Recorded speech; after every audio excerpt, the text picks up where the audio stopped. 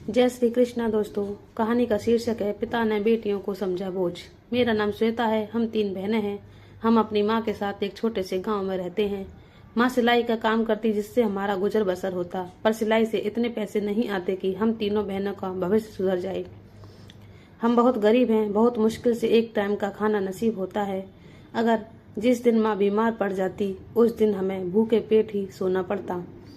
मेरी माँ थैला सिलने का काम करती। हमारे गांव में एक काका हैं जो माँ से थैला सिलवाते और फिर उस थैली को बाजार में किसी और से बेचवाते। जब मेरी छोटी बहन का जन्म हुआ था तब मेरे पापा हमें छोड़कर चले गए और दूसरी शादी कर अपना घर बसा लिए। उनका कहना था कि लड़कियां बोझ होती हैं। उन्हें तो हम लड़कियों से बिल्कुल भी मोहब्बत नहीं था। वह तो हर बार माँ से कहते कि लड़कियों को बेच दो, बड़े होकर ये हमारे सर पर बोझ बनेंगी। इस बात पर हमेशा माँ पापा में लड़ाई होती। जब मेरी तीसरी बहन का जन्म हुआ तब पापा गुस्से में घर छोड़कर चले गए और किसी और से शादी कर अपना घर बसा लिया। तब से माँ ही हम तीनों बहनों को अकेले पाल रही है। आसान नहीं होता 3 बेटियों को अकेले पालना। मेरी बड़ी बहन का नाम शिवानी और छोटी बहन का नाम था शालिनी। मेरी बड़ी बहन शिवानी 18 साल की हो चुकी थी। माँ को अब उसकी शादी की फिक्र सताने लगी थी। हम इतने गरीब थे कि कोई भी रिश्ता लेकर हमारे घर पर नहीं आता। हम बहाने कुछ खास सुंदर भी नहीं थे, आम लड़कियों की तरह थी। एक औरत अपनी बेटी के लिए कहाँ कहाँ रिश्ता ढूंढे, उसे समझ में नहीं आ रहा था। माँ गांव के लोगों से पूछती पर सब मना कर देते। देखते देखते मेरी बहन की उम्र 21 हो गई थी। मेरी माँ अब चिंता में डूबी रहती कि एक दिन हमारे घर हमारे पड़ोसी गांव के एक काका आए। शिवानी दीदी का रिश्ता लेकर पता नहीं उनके और माँ बाप के बीच में क्या बातचीत हुई। करीब 1-1.5 घंटे बाद काका चले गए।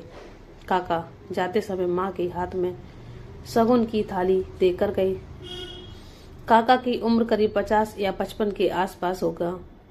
पहले हमें तो लगा कि वह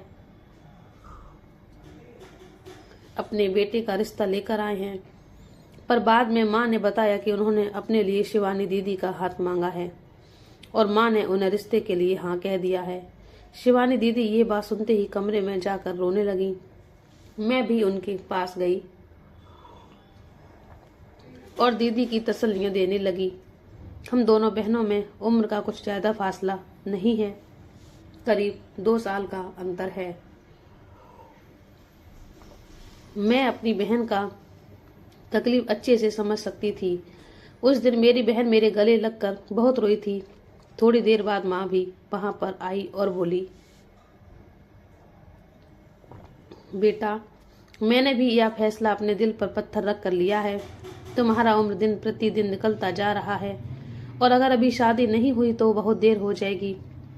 तुम्हें तो हमारे घर की हालत अच्छे से पता है। मुझे जितना बन पाया मैं वहां गई और तुम्हारे लिए रिश्ते की बात की, पर हर जगह से मैं निराश ही लौट कर आई। तुम्हारी छोटी बहन भी शादी के लिए तैयार हो रही है। जब तक तुम्हारी शादी नहीं होगी तब तक इसकी भी नहीं होगी। मेरी बात समझो बेटा, मैं तुम्हारी माँ हूँ, कोई दुश्मन नहीं। मैंने बहुत सोच समझ कर ये फैसला लिया है। मैं तुम्हारी शादी जिस आदमी से तय की है वह भले ही अधेड़ उम्र का है पर बहुत पैसे वाला है। उस घर में तुम्हें कभी भी कोई दिक्कत नहीं होगी। मैंने अपनी जिंदगी में बहुत दुख झेला है। अपनी छोटी छोटी खुशियों को अपने अंदर ही दबा कर रखा। तुम्हें अभी ये सब गलत जरूर लगेगा पर यकीन मानो, जब तुम उस घर में जाओगी तो तुम बहुत खुश रहोगी। अपनी जिंदगी खुशी खुशी जियोगी। माँ की बातें सुन दीदी शांत हो गई और करीब 1 महीने के अंदर ही दीदी की शादी उस अधेड़ आदमी से हो गई। माँ ने दीदी को बस एक जोड़ी साड़ी में ही विदा किया था, क्योंकि इसके अलावा उनके पास देने के लिए और कुछ भी नहीं था। दीदी के जाने के बाद मैं अब उदास रहने लगी थी, क्योंकि दीदी से मैं खुलकर अपने दिल की बातें करती, सब कुछ उन्हें बता देती थी। हम दोनों बहनें एक दूसरे के बहुत करीब थे। प्यार तो हम तीनों बहनों में ही था। हम तीनों बहनें एक दूसरे पर अपनी जान लुटाती थी। मेरी बड़ी बहन अपने ससुराल में बहुत खुश थी। वह अब जब अपने ससुराल से आती तो हमारे लिए कपड़े और खाने के सामान लेकर आती और अपने ससुराल की बहुत तारीफ करती। वे मेरी शादी अपनी ननद के बेटे से करना चाहती थी। जब इस बारे में माँ से बात की तो माँ ने भी हामी भर दी। दीदी ने अपने ससुराल में बात कर मेरी और अपने नंद के बेटे राहुल से मेरी शादी कर दी। राहुल बहुत अच्छा लड़का था और उसके घर वाले भी बहुत अच्छे थे। सब पढ़े लिखे मॉडर्न ख्यालातों के थे। मैं भी उस घर में रहकर बहुत बदलती गई थी। मेरे पति राहुल चाहते थे कि मैं पढ़ाई करूं, पर इस उम्र में पढ़ना मुझे शर्म सा लगा, क्योंकि मैं आज तक कभी स्कूल गई ही नहीं थी। राहुल का अच्छे लोगों के साथ उठना बैठना था। सब लोग राहुल को बोलने की अपनी पत्नी को भी पार्टी में लाया करो। सब अपनी अपनी पत्नी के साथ आते हैं, पर मैं गांव की गंवार, मुझे तो ढंग से लोगों से बात करना भी नहीं आता था। मेरे पति ने ही मुझे थोड़ा बहुत पढ़ाया, जिससे मैं लोगों से बात करना और थोड़ा बहुत इंग्लिश भी सीख गई थी। अब मेरे पति भी मुझे अपने साथ पार्टियों में ले जाते। हमारी जिंदगी बिल्कुल बदल गई थी। वहाँ कहाँ एक कपड़े में साल काटते, और जब अब कपड़ों से अलमारी भरी पड़ी है। एक दिन हम दोनों बहुत बहनें फोन पर बात कर रही थी। हमारी बात माँ और हमारी छोटी बहन शालिनी पर था। दीदी ने कहा वह अपने साथ माँ को रख लेंगे और शालिनी को मैं, क्योंकि हम शहर में रहते हैं थे तो शालिनी की पढ़ाई अच्छे से हो जाएगी। मैंने ये बात अपने पति राहुल को बताई तो राहुल भी तैयार हो गए और मेरे सास ससुर भी। मैं राहुल और दीदी माँ के पास गांव पहुंचे और माँ को अपनी इच्छाएं बताई। माँ ने कहा बेटियां के घर जाकर रहना एक माँ को शोभा नहीं देता, तुम ले मेरी फिक्र मत कर लो। और रही बात शालिनी की, तो इसे तुम लेकर जा सकती हो, ये पढ़ लिख लेगी तो अच्छा रहेगा। मैं तुम लोगों को तो पढ़ा लिखा नहीं सकी, पर अगर ये मौका शालिनी को मिलता है तो इसमें दिक्कत की किस बात की। मुझे इससे कोई ऐतराज नहीं, पर मैं तुम्हारे साथ नहीं जा सकती। हम सब ने बहुत जिद की, पर माँ ही तैयार नहीं हो रही थी। फिर राहुल ने कहा माँ जी, आज के समय में बेटा और बेटी में कोई अंतर नहीं है। एक बेटी बेटा से ज्यादा आपके काम आ सकती है, अगर आपको उसको अच्छी परवरिश दें तो। आपने अपनी बेटियों को बहुत अच्छे संस्कार दिए हैं। आपका बेटा नहीं है, पर बेटियां तो हैं। अगर इन लोगों को आपको अपने साथ रखने में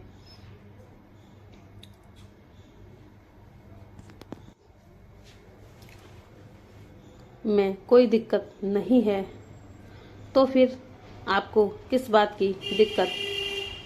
और वैसे भी शालिनी हमारे साथ चली जाएगी तो फिर आपका ध्यान कौन रखेगा। मैं कुछ नहीं जानता। मैं आपकी सेहत को लेकर कोई रिस्क नहीं ले सकता। आपको हमारे साथ चलना ही होगा। राहुल की बातें सुनकर मेरा सीना गर्व से चौड़ा हो गया था। माँ भी दीदी के साथ जाने के लिए तैयार हो गई। हम तीनों घर जाने से पहले शॉपिंग करने के लिए चले गए। माँ के साथ हमने बहुत मस्ती की, बहुत सारे माँ के लिए कपड़े खरीदे और बहुत सारे चीज खाए। आज हमने जो दिन जिया था, आज से पहले कभी भी हम सब इतना खुश नहीं हुए थे। मेरी छोटी बहन भी बहुत ज्यादा खुश थी। हम सब आइसक्रीम खा रहे थे कि पीछे से किसी ने आवाज लगाई। शायद कोई मांगने वाला था। जब हमने पीछे पलट कर देखा तो हमारे पैरों तले जमीन खिसक गई, क्योंकि वह कोई और नहीं बल्कि हमारे पिता थे, जिनकी हालत बहुत ज्यादा खराब थी। फटे पुराने कपड़े, और उन्हें देखकर लगता जैसे कि वह बहुत ज्यादा भूखे हों। उन्हें देखकर हमारे आंखों में आंसू आ गए। माँ भी ये सब देखकर भावुक हो गई और उनके आंखों में आंसू बहने लगे। पापा ने भी हमें पहचान लिया था। वह अपना कदम पीछे कर जाने लगे। फिर दीदी ने आगे बढ़कर पापा को रोका और बोली, पापा आपकी ये हालत कैसे हुई। इस पर पापा बहुत ज्यादा रोने लगे और बोले, मेरे ही गुनाहों की सजा मिली है। दीदी ने कहा, चलिए पहले कुछ खा लीजिए, फिर हम बात करते हैं। दीदी ने गाड़ी से बोतल निकालकर और पापा के हाथ धुलवाए और फिर पापा के लिए बाजार से कुछ खाने के लिए ला कर दी। पापा खाना ऐसे खा रहे थे मानो वह कई दिनों से भूखे हों। यह सब देखकर हमें बहुत रोना आ रहा था। पापा ने हमारे साथ जो किया था उसे हम भूल नहीं थे, लेकिन आज तो पापा की हालत थी, उसे देखकर हम सारी बातें भूल गए थे। पता नहीं हम बेटियों में इतना प्यार क्यों होता है। अपने माँ बाप को लेकर जब पापा ने खाना खा लिया तो हम सब गाड़ी में बैठ गए और फिर पापा से पूछे कि आपकी ये हालत कैसे हुई। आपने तो एक पैसे वाली लड़की से शादी की थी, फिर ये क्या हुआ है। इस पर पापा ने बताया कि उन्हें बेटियां नहीं चाहिए थी। उनको लगता था बेटियां बोझ होती हैं, बुढ़ापे का सहारा तो सिर्फ बेटा ही होता है। बेटियों की शादी में खर्चा बहुत होता है और फिर बेटियों घर छोड़कर चली जाती हैं, और अगर बेटा हो तो उसे दहेज भी मोटा मिलता है और बेटा बड़ा होकर कमाता और अपने माँ बाप को बुढ़ापे का सहारा बनता है। पर भगवान ने मेरी किस्मत में सिर्फ 3 बेटियां ही दी। मेरी तुम्हारी माँ से अक्सर लड़ाई होती। मैं तुम में से किसी को भी पसंद नहीं करता। तुम लोगों को देखा तो मुझे और भी गुस्सा आता था। एक दिन मेरी और तुम्हारी माँ से बहुत ज्यादा लड़ाई हो गई, इसीलिए मैं घर छोड़कर चला गया। और फिर मेरी मुलाकात एक तलाकशुदा औरत से हुई। उसकी तलाक की वजह उसके पति थे। उसके पति उसके साथ मारपीट करते, जिसे तंग आकर उसने अपने पति से तलाक ले लिया था। वह औरत होकर दुकान चलाती और उसका पति दारू पीता। तलाक के बाद वह अपनी जिंदगी ऐसे ही जी रही थी, पर अकेले जिंदगी जीना बहुत मुश्किल होता है। उसे भी अपने लिए एक साथी की जरूरत थी और मुझे भी। हमारी मुलाकात धीरे धीरे बढ़ने लगी और हम दोनों ने शादी कर ली। शादी के बाद उसने एक बेटे को जन्म दिया और इसी दौरान वह इस दुनिया से चल बसी। शादी के बाद वह दुकान में चलने आने लगा था, पर अब बच्चा और दुकान संभालना बहुत मुश्किल हो जाता। मैं अपने बच्चे को भी दुकान पर लेकर जाने लगा और दुकान चलाता और बच्चे की देखभाल भी करता। मैंने अपने बेटे को अच्छी शिक्षा देने के लिए उसका एक अच्छे स्कूल में दाखिला करवा दिया। वह पढ़ने में बहुत अच्छा था।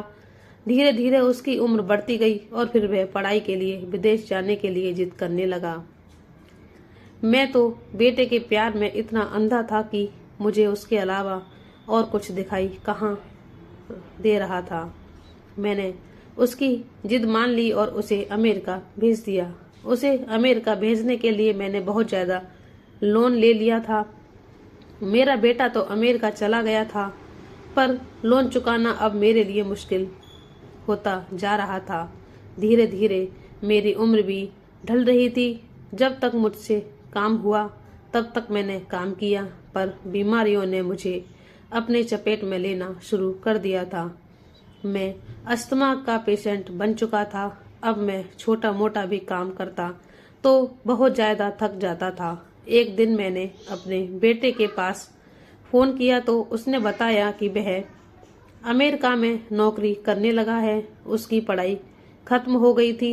मैंने उसे कहा कि तेरी पढ़ाई के लिए जो लोन लिया था उसे खत्म करने के लिए कुछ पैसे हर महीने भेज दिया कर, पर उसने साफ साफ मना कर दिया और कहा, पापा आप वह सारे पैसे दुकान और घर बेचकर चुका दें। मैं अब अमेरिका में ही रहूंगा और अपनी गृहस्थी यहीं पर शुरू करूंगा। फिर मैंने अपने बेटे से कहा, फिर मेरा क्या होगा, मैं किसके पास जाऊं? मेरे बेटे ने कहा, वह सब मैं नहीं जानता, आप देख लें कि आपको क्या करना है।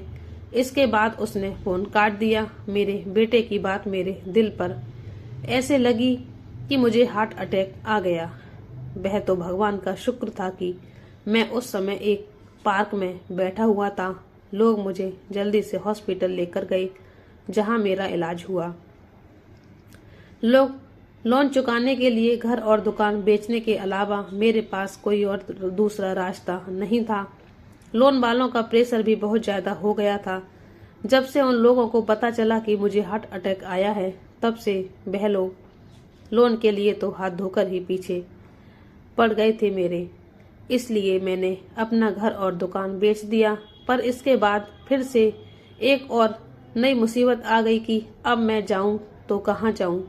बीमारी की वजह से मेरे शरीर में अब जान भी नहीं थी कि मैं काम कर अपना गुजारा कर सकूं। मैं सड़क पर इधर उधर भटकने लगा और लोगों से मांग मांग कर खाने लगा।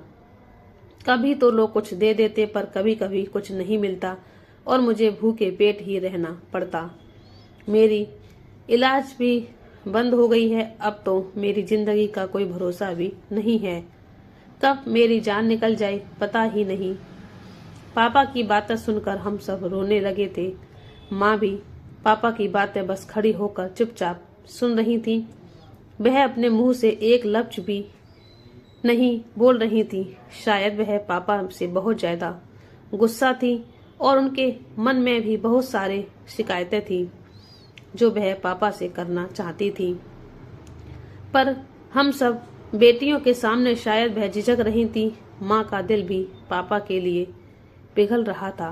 वह भी पापा को माफ कर उन्हें अपनाना चाहती थी। मैं माँ की तरफ देखा और फिर मैंने दीदी से कहा, दीदी, मैं माँ, पापा और शालिनी को अपने साथ शहर ले जाती हूँ और शहर में ही अपने घर के पास एक रूम किराए पर लेकर माँ और पापा शालिनी का वहां पर शिफ्ट कर दूंगी।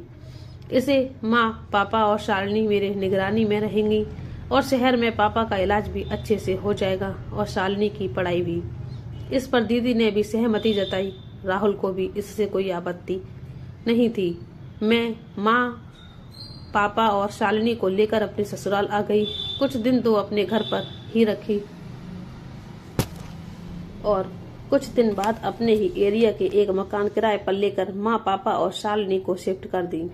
पापा का इलाज भी शुरू करवा दिया था। पापा पूरी तरह ठीक तो नहीं हो सकते, पर दवाइयाँ चल रही थी। शालिनी भी अब पढ़ाई करने लगी थी। दीदी अब 2 बच्चों की माँ भी बन चुकी थी और मैं एक बच्चे की।